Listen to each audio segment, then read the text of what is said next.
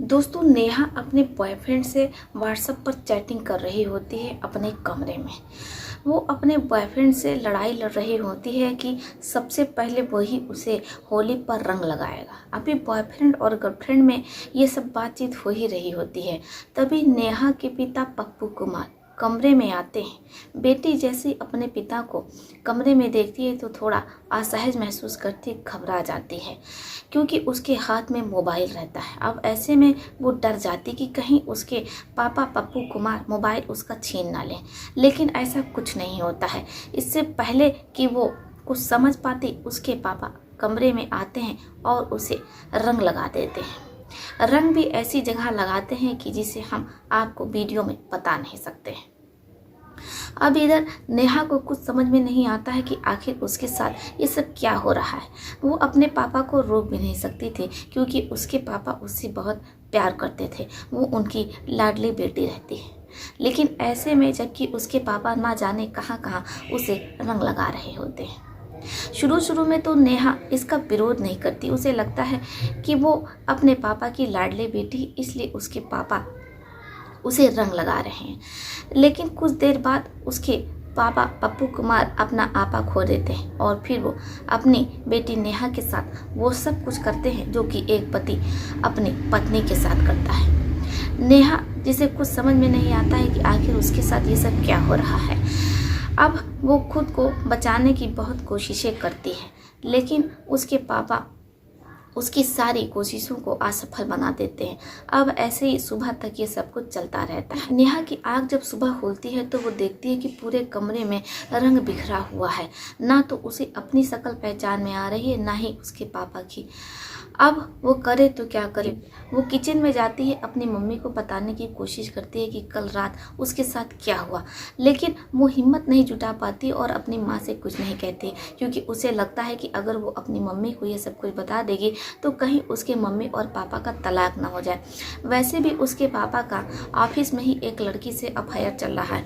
अगर वो ये बात मम्मी को बता देगी तो इन दोनों का तलाक हो जाएगा और इसके बाद पापा उसी लड़की से शादी करके घर पर ले आएंगे। ऐसे में उसकी मम्मी और वो तो बेघर हो जाएंगी। उनके सर पर कोई भी छत नहीं रहेगी और ना ही उनके पास पैसे रहेंगे और ना ही उनके पास ये लाइफ स्टाइल रहेगी क्योंकि नेहा जिसके ना तो नाना नानी रहते और ना ही मामा मामी रहते हैं। नेहा की मम्मी अपने माता पिता की इकलौती बेटी रहती हैं। अब ऐसे में उनका एक छोटा मोटा मकान रहता है, लेकिन नेहा की मम्मी संजोगता जिनके माता पिता का एक कार एक्सीडेंट में देहांत हो जाता है, वो अपने माँ को बचाने की पूरी कोशिश करती हैं। अपनी माँ को बचाने के चक्कर में संजोगता अपने गांव वाला मकान भी बेच देती हैं, लेकिन इसके बाद भी वो अपनी माँ को बचा नहीं पाती हैं। अब संजोगता जिनके जीवन में केवल उनकी एक बेटी रहती है जिसका नाम नेहा रहता है और उनका पति रहता है पप्पू। अब ऐसे में अगर वो अपनी माँ को इस बारे में बता देगी तो उसके माँ और पिता में लड़ाई झगड़ा होने लगे, एक दूसरे से तलाक हो जाएगा। इसलिए नेहा हिम्मत नहीं करती है और वो अपनी माँ से कुछ नहीं कहती है। इधर लगातार नेहा के बॉयफ्रेंड का फ़ोन आ रहा होता है क्योंकि नेहा अचानक फ़ोन काट देती है। बॉयफ्रेंड को ये लगता है कि हो सकता है नेहा उससे गुस्सा गई, इसलिए वो उसका फ़ोन नहीं उठा रही हो। इसके बाद बॉयफ्रेंड नेहा के घर आ जाता है और वो नेहा को रंग लगा देता है, लेकिन नेहा इस बात से बिल्कुल भी खुश नहीं होती कि सबसे पहले उसके बॉयफ्रेंड ने उसे रंग लगाया है। बॉयफ्रेंड कहता है कि देखो नेहा, तुम हमें बुला रही थी ना, हमने सबसे पहले तुमको रंग लगाया है। अब नेहा अपने बॉयफ्रेंड को क्या बताए कि कल रात उसके पापा ने उसे रंग में डुबा दिया और ऐसा रंगा कि जिसे वो अपने पूरे जीवन में भूल नहीं पाएगी। वो अपने बॉयफ्रेंड को भी नहीं बता पा रही थी। इधर बॉयफ्रेंड को लगता है कि हो ना हो उसकी गर्लफ्रेंड नेहा कहीं कॉलेज के एक विक्की नाम के लड़के से चक्कर चल रहा है क्योंकि विक्की जो बहुत पैसे वाला रहता है। नेहा अपने बॉयफ्रेंड मुकेश को बहुत समझाती और कहती कि मुकेश, हमारा विक्की से ऐसा कुछ भी नहीं, विक्की सिर्फ हमारा दोस्त है, लेकिन तुम हमें गलत समझ रहे और विक्की को भी गलत समझ रहे। मुकेश कहता है कि कोई भी लड़का और लड़की कभी दोस्त नहीं हो सकते। नेहा बहुत समझाने की कोशिश करती है। इधर मुकेश गुस्सा करके चला जाता है। नेहा भी करती तो क्या करती क्योंकि वो अपने बॉयफ्रेंड मुकेश से सच्चाई नहीं बता सकती थी कि कब उसके साथ क्या हुआ है। अब ऐसे ही नेहा उदास मन लिए किसी तरीके से होली खेलती है। वो अपने दुख को छुपाती है, लेकिन उसके चेहरे से साफ झलक रहा होता है कि वो कितना दुखी है और कितनी परेशान है। लेकिन वो करती भी तो क्या करती, बात ही ऐसी थी जो वो किसी से शेयर नहीं कर सकती थी। अब ऐसी नेहा घुटती रहती है। इधर माँ, जिसे कुछ भी नहीं पता कि उनकी बेटी के साथ उनके ही पति ने क्या कुछ गुल खिलाया है। नेहा किसी तरीके से होली का त्यौहार मनाती है और इसके बाद वो बिना कुछ खाए पिए अपने कमरे में आकर के आराम करने लगती है। लेकिन तभी उसके पापा कमरे में आते हैं और फिर से वो नेहा को रंग लगाने लगते हैं। इस बार नेहा अपने पापा का विरोध करती है। नेहा के पापा कहते हैं कि अगर तुम हमसे रंग नहीं लगवाओगे तो फिर हम तुम्हारी मम्मी को तलाक दे देंगे और ऑफिस वाली उस लड़की से शादी कर लेंगे जिससे कि हम प्यार करते हैं। तुम्हारी मम्मी से तो हमारी शादी हमारे माता पिता के दबाव में हुई है। हम तो उसी लड़की से शादी करना चाहते थे, लेकिन हमारे माता पिता को दुर्भाग्य से तुम्हारी मम्मी पसंद आ गई, इसलिए वो कुछ भी नहीं कहती और बेड पर जाकर के बैठ जाती है। इसके बाद पप्पू कुमार नेहा के पास जाते हैं और उसे वो पूरे रंग में डुबा देते हैं। अब नेहा पूरे तरीके से रंग में डूब जाती है। इसके बाद पप्पू कुमार नेहा के साथ वो सब कुछ करते हैं जो कि वो अपनी पत्नी के साथ करते हैं। अब पप्पू कुमार का ये रोज का हो गया था।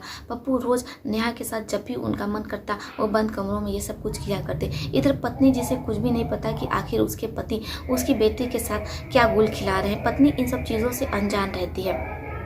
लेकिन एक दिन कमरे से आवाज आ रही होती है। जैसे ही संजुक्ता अपनी बेटी नेहा के कमरे की ओर जाती हैं तो वो खिड़की से जो मंजर देखती हैं शायद ही वो अपने जीवन भोग पाएंगी, क्योंकि उनका पति उनकी ही बेटी के साथ वो सब कुछ कर रहा था जो कि एक पति पत्नी एक दूसरे के साथ बंद कमरों में करते। अब जैसे ही संजुक्ता देखती हैं तो वो कमरे में दौड़ते हुए जाती हैं और अपने पति से कहती हैं कि आप ये सब कुछ क्या कर रहे हैं, आपको ऐसा नहीं करना चाहिए। लेकिन पप्पू अपनी पत्नी को डरा देता है और धमका देता है कि अगर तुम हमारे और नेहा के बीच में बोलोगी तो फिर इसके बाद हम तुम्हें तलाक दे देंगे और तुम तो सड़कों पर आ जाओगी। तुम तो पढ़ी लिखी भी नहीं हो, अनपढ़ हो, ऐसे में तुम कहीं नौकरी भी नहीं कर सकती हो। क्या तुम जा करके गारा मिट्टी करोगी, मजदूरी करोगी? ऐसे में तुम्हें एक दिन का 200 रुपये मिलेगा, तुम अपना और अपनी बेटी का पेट कैसे पालोगे? इसलिए तुम्हारे लिए बेहतर यही है कि तुम खामोश हो जाओ। अब जैसे संजुक्ता ये सुनती हैं तो उन्हें कुछ समझ में नहीं आता है कि वो करे तो क्या करे, वो मजबूर हो जाती हैं।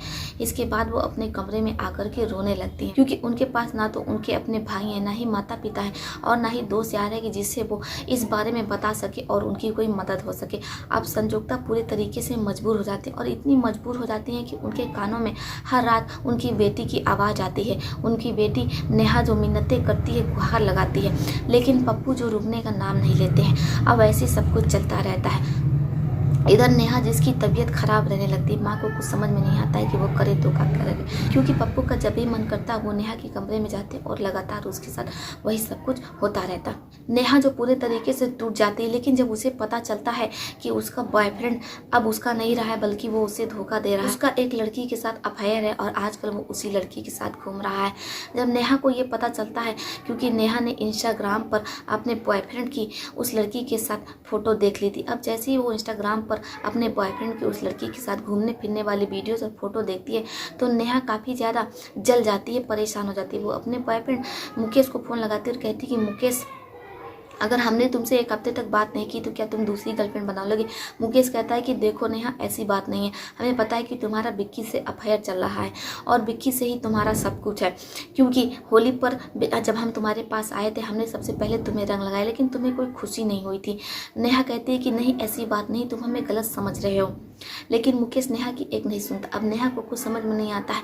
वो मुकेश को पाने के लिए और मुकेश के साथ रहने के लिए, मुकेश से बात करने के लिए वो पूरी सच्चाई मुकेश को बता देती। अब जैसे ही मुकेश को पता चलता है कि उसके पिता ने होली वाले दिन उसके साथ क्या किया है, तो मुकेश कहता है कि देखो नेहा, तुम परेशान ना हो, मैं इस मसले का कोई ना कोई हल जरूर निकाल लूँगा, क्यों ना तुम अपने पापा के खिलाफ थाने में जा करके FIR लिखवाओ। नेहा कहती है कि नहीं यार, हम ऐसा नहीं कर सकते, क्योंकि इससे तो हमारे परिवार की बहुत बदनामी होगी, क्योंकि तुम्हें तो पता है कि हमारी एक दीदी है जो अभी शादी करने के लायक है, अब उनकी शादी की उम्र हो गई। ऐसे में अगर हम FIR करवाते हैं तो बात फैल जाएगी, आसपास अगर बात फैलेगी तो फिर हमारी दीदी की शादी कैसे होगी। मुकेश कहता है कि तुम अपनी दीदी की चिंता ना करो, लेकिन ये जो तुम्हारे पापा तुम्हारे साथ कर रहे हैं तुम कब तक बर्दाश्त करोगी। नेहा कहती है कि देखो, हमारी मम्मी भी पूरी सच्चाई जानती हैं, लेकिन हम लोग बहुत मजबूर हैं क्योंकि हमें पता है कि अगर हमारे पापा मम्मी को तलाक दे देंगे तो फिर हम तो सड़कों पर आ जाएंगे। तुम ही बताओ हम कहाँ जाएंगे। मुकेश कहता है कि तुम्हें डरने की कोई ज़रूरत नहीं, मैं सब कुछ संभाल लूँगा, बस तुम उतना ही करो जितना मैं कह रहा हूँ। अब मुकेश के बहुत कहने पर नेहा अपनी माँ को लेकर के थाने जाती है, अपने पापा पप्पू कुमार के खिलाफ FIR लिखवा देती है। अब जैसे पुलिस वाले ये सुनते हैं तो पप्पू कुमार को घर से अरेस्ट करते हैं और उसे जेल में सलाखों के पीछे बंद कर देते हैं। पप्पू कुमार जेल में बंद रहते हैं, उन पर मुकदमा चल रहा होता है। लेकिन पप्पू कुमार जिनके पास बहुत पैसे होते हैं वो शहर का सबसे बड़ा वकील हायर कर लेते हैं। कुछ ही दिनों बाद पप्पू कुमार जेल से तो छूट जाते हैं, लेकिन अब इसके बाद वो अपनी पत्नी को तलाक दे देते हैं। अब जैसे वो अपनी पत्नी को तलाक दे देते हैं तो नेहा के मन में जो डर रहता है, जो डर उसे सता रहा था, वही सब कुछ होता है। अब नेहा सड़कों पर आ जाती है, उसे कुछ समझ में नहीं आता है कि वो करे तो क्या करे। तभी मुकेश उसका बॉयफ्रेंड वहाँ पर आता है और कहता है कि नेहा तुम्हें परेशान होने की कोई ज़रूरत नहीं है, और आंटी जी आप तो बिल्कुल चिंता मत कीजिए, हम आप लोगों को अपने घर ले जा रहे हैं, आप लोग वहाँ पर हमारे साथ रहिएगा। इसके बाद नेहा अपनी मम्मी को लेकर के अपनी मम्मी संजोगता के साथ अपने प्रेमी मुकेश के घर पहुँच जाती है। अब वो लोग मुकेश के घर पर ही रह रहे होते हैं। मुकेश लगातार उन लोगों की सेवा करता रहता है, यहाँ तक कि मुकेश नेहा और उसकी मम्मी के लिए प्राइवेट नौकरी भी कर लेता है ताकि वो उसकी मम्मी का और नेहा का अच्छे से ध्यान रख सके। अब मुकेश जो कि महीने का 12-12.5 हज़ार कमा रहा होता है, ऐसे में वो नेहा का और उसकी मम्मी का अच्छे से ध्यान रख रहा होता है, किसी भी चीज़ की कोई कमी नहीं होती है।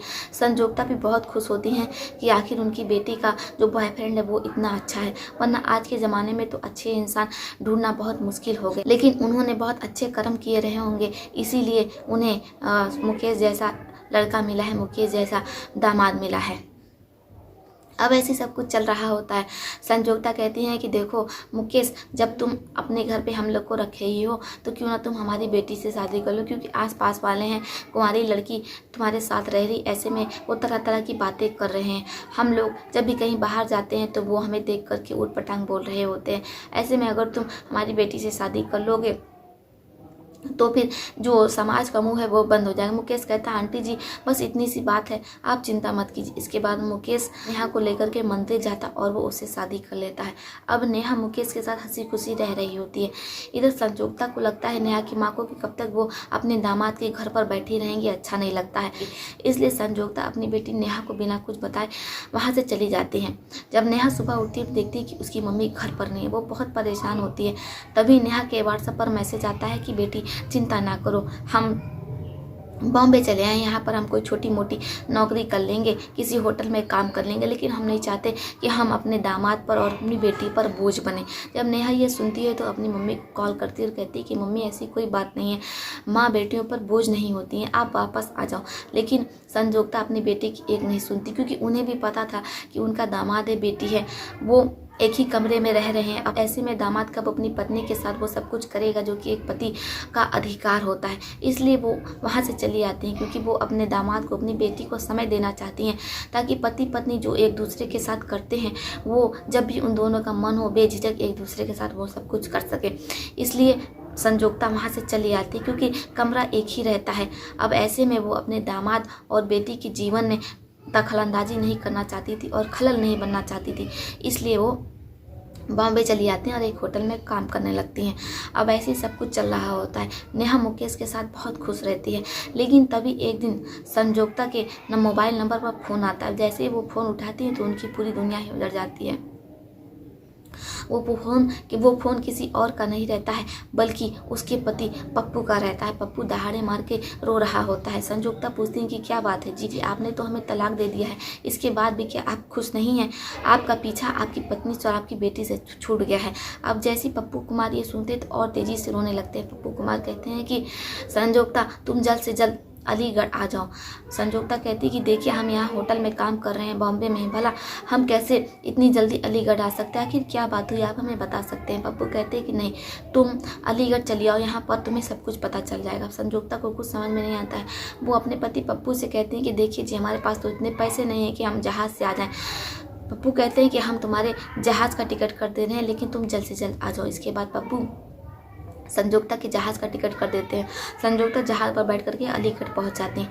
अब जैसे ही वो अपने पति पप्पू के घर पहुंचती है तो देखती हैं कि वहाँ पर बहुत ज़्यादा भीड़ लगी हुई है और पप्पू कुमार जो कि दहाड़े मार मार के रो रहे हैं। संजोता दौड़ते हुए अपने पति के पास जाते हैं। जब अपने पति के पास जाते हैं तो उनके पैरों तले ज़मीन खिसक जाती है, क्योंकि वो देखते हैं कि उनकी बेटी नेहा, जिसका देहांत हो चुका है। अब जैसे वो अपनी बेटी को देखते हैं कि जब वो अलीगढ़ से गई तो उनकी बेटी जीवित थी, उसकी बेटी की सांसें चल रही थी, लेकिन जब वो अपनी बेटी से मिलने आई हैं तो देख रही हैं कि उनकी बेटी इस दुनिया में नहीं रही, उनकी बेटी का देहांत हो गया है।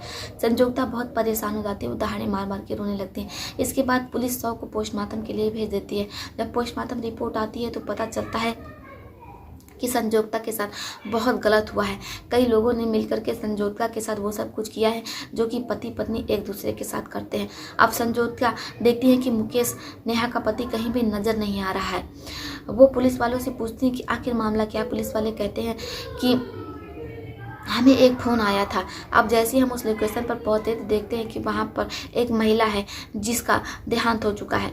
संजोता पुलिस वाले से पूछती है कि हमारी बेटी का पति कहाँ है। पुलिस वाले कहते हैं कि हम आपकी बेटी के पति मुकेश को ही खोज रहे हैं, लेकिन मुकेश का नंबर स्विच ऑफ बता रहा है। इसके बाद संजोता, जिन्हें कुछ समझ में नहीं आता है, वो अपने पति से लिपट कर रोने लगती हैं। पति कहता है कि देखो संजोता, हम चाहे जैसे भी रहे हों, लेकिन जब हमारी बेटी के साथ ऐसा कुछ हो गया है तो हमें बहुत पछतावा हो रहा है कि काश हम तुम्हें तलाक न देते और अपनी बेटी के साथ वो सब कुछ ना करते, तो शायद आज हमारे जीवन में सब कुछ अच्छा होता, हमारी बेटी भी हमारे पास होती और वो जीवित होती।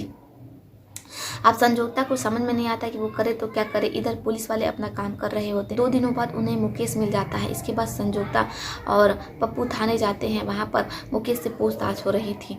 जब मुकेश सच्चाई बताना शुरू करता है तो संजोता के और पप्पू के पैर तले ज़मीन खिसक जाते हैं। मुकेश कहता है कि देखिए, इसमें हमारी कोई गलती नहीं थी, हम तो महीने का 12-12.5 हज़ार कमा रहे थे, अपनी पत्नी को अच्छे से रख रहे थे, किसी भी चीज़ की कमी नहीं थी नेहा को।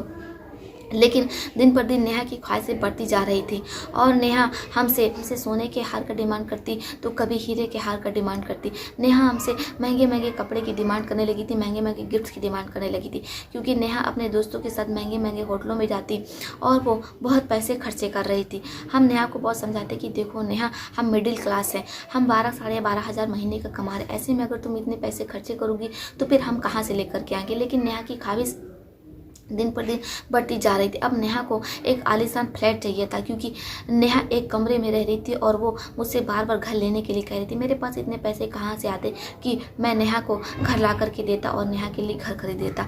मुझे कुछ समझ में नहीं आता, इसलिए मैं अपने एक दोस्त जो कि हमारे साथ कॉलेज में पढ़ता है, बिक्की, मैं उससे पूरी बात बताता हूँ। बिक्की कहता है कि देखो ऐसी कोई बात नहीं, तुम और नेहा बहुत पैसे कमा सकते हो।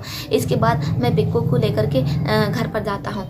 जैसे ही नेहा बिक्कू को देखती है तो बहुत खुश होती है, क्योंकि बिक्की जो कि अमीर परिवार से रहता है। नेहा बिक्की से कहती है कि देखो बिक्की, तुम जो कुछ भी हमसे कहोगे हम वो सब कुछ करने को तैयार हैं, लेकिन हमें इतने पैसे मिलने चाहिए कि हम जल्द से जल्द अपना एक खुद का मकान खरीद सके, एक फ्लैट खरीद सके। बिक्की कहता है कि अगर तुम जो काम मैं बता रहा हूँ वो करोगी तो फिर 1 महीने के अंदर ही तुम फ्लैट ले लोगी।